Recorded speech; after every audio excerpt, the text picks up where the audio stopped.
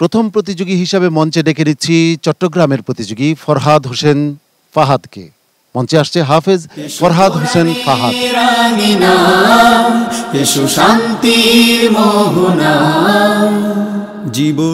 আসসালামু আলাইকুম ওয়া রাহমাতুল্লাহি ওয়া বারাকাতুহু। ওয়া আলাইকুম আসসালাম ওয়া রাহমাতুল্লাহি ওয়া বারাকাতুহু। আউযু বিল্লাহি মিনাশ শাইতানির রাজীম। বিসমিল্লাহির রহমানির রহিম।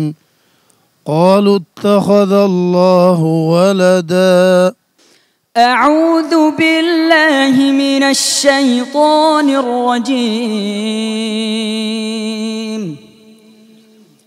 بسم الله الرحمن الرحيم.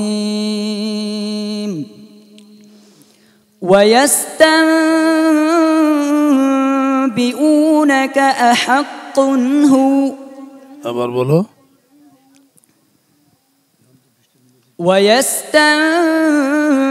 ويستنبئونك أحق هو قل إي وربي إنه لحق وما أنتم بمعجزين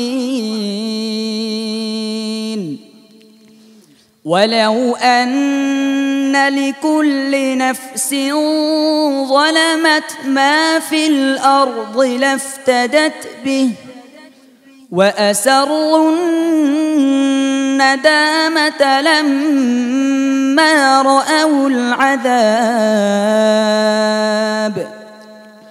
وقضي بينهم بالقسط وهم لا يظلمون ألا إن لله ما في السماوات والأرض ألا إن وعد الله حق ولكن أكثرهم لا يعلمون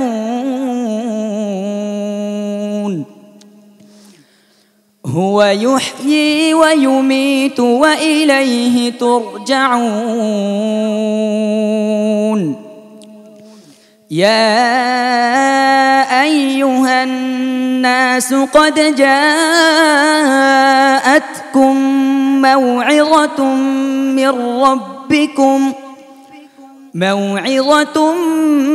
من ربكم وشفاء لما في الصدور وهدى ورحمة للمؤمنين قل بفضل الله وبرحمته فبذلك فليفرحوا هو خير مما يجمعون قل أرأيتم ما أنزل الله لكم من رزق فجعلتم منه حراما وحلالا قل الله أذن لكم أم على الله تفترون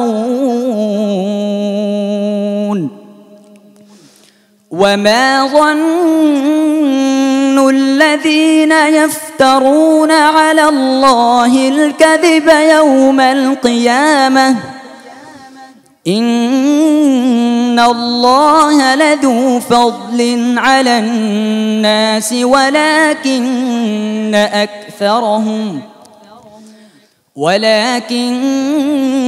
أكثرهم لا يشكرون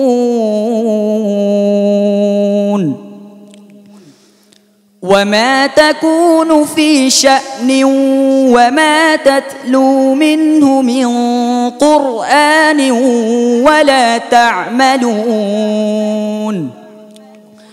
ولا تعملون من عمل إلا كنا عليكم شهودا إذ تفيضون فيه وما يعزب عن ربك من مثقال ذرة في السماء وما يعزب عن ربك من مثقال ذرة في الأرض ولا في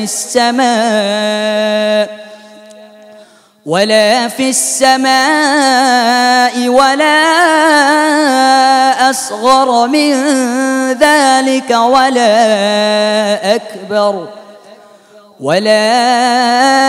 أكبر إلا في كتاب مبين حسبك صدق الله العظيم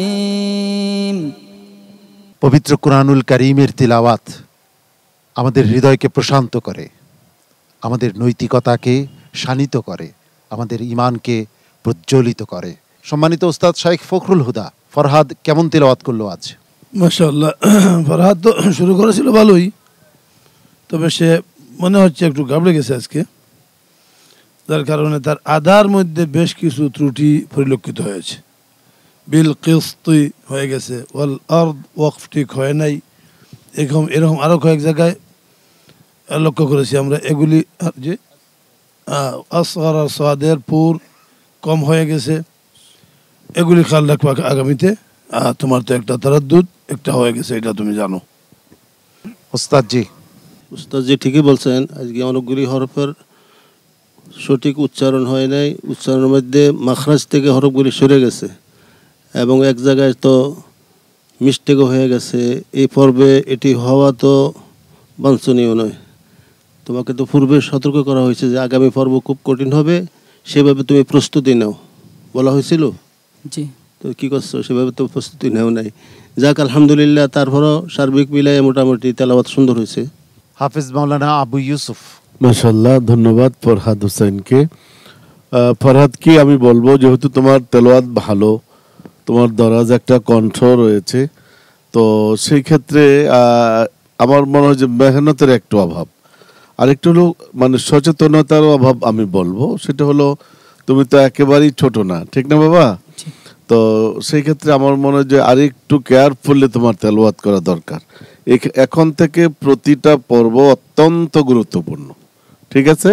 খুব সতর্কতার সাথে তেলাওয়াত করতে হবে। জনাব সিদ্দিকুর রহমান, আপনার কাছে জানতে চাচ্ছি, এই যে চমৎকার প্রাকৃতিক পরিবেশে বরিশালের বাইতুল আমান কমপ্লেক্সে যে অনুষ্ঠানের আয়োজন করা হয়েছে, যে কোরআনের মজলিস বসেছে, আপনার কাছে কেমন লাগছে? আমার কাছে অনেক অনেক ভালোই লেগেছে। আর আমাদের বরিশালে এখন মনে করেন এরকমের একটা অনুষ্ঠান হয়েছে, সেজন্য আমরা অনেক আন্তরিকভাবে ধন্যবাদ জানাই। সম্মানিত অতিথি, উজিরপুর মডেল থানার ভারপ্রাপ্ত কর্মকর্তা জনাব কামরুল হাসান।